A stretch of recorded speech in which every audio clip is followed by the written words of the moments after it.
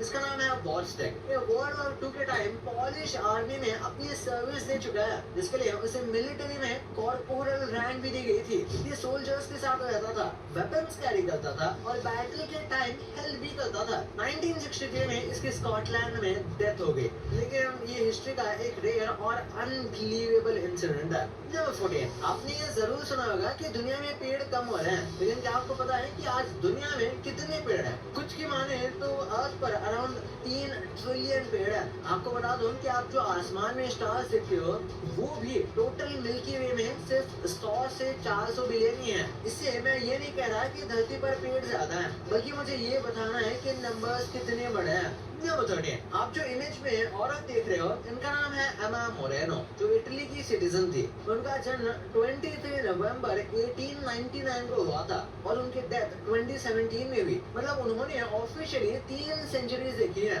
1800s, 1900s और 2000s। मतलब उन्होंने वर्ल्ड ऑफ टेक्नोलॉजी का एवोल्यूशन और दुनिया का पूरा चेंज अपनी आंखों से देखा। सबसे शॉकिंग बात यह है कि वो लास्ट डॉक्यूमेंटेड इंसान थी जो 1800s में बॉर्न हुई थी, जो इसे और भी रेयर बना देता है। नंबर 12, कभी आपने सोचा है कि मैकडॉनल्ड्स कितनी बड़ी कंपनी है? मैं आपको बताता हूँ। मैकडॉनल्ड्स की पूरी दुनिया में 100 से ज्यादा कंट्रीज में 40 से 50 हजार आउटलेट्स हैं, जहाँ वो रोज 70 मिलियन कस्टमर्स पर डे सर्व करते हैं। आपको कंपैरिजन में बता दूं कि पूरे यूके की टोटल पॉपुलेशन लगभग 67 मिलियन ही है। मतलब मैकडॉनल्ड्स एक दिन में इतने लोगों को खाना दे देता है जितने पूरे यूके में लोग रहते हैं। नंबर 11, आपने बहुत सी वीडियोस में देखा होगा कि लोग कहते हैं कि मार्स पर एलियंस रहता है, लेकिन मैं आपको बता दूं कि वहाँ कोई एलियन नहीं बल्कि सिर्फ रोबोट्स हैं। मार्स पर पिछले 100 सालों में ह्यूमंस ने मार्स तक पहुँचने के लिए 50 से ज्यादा मिशन ट्राई किए हैं, लेकिन इनमें से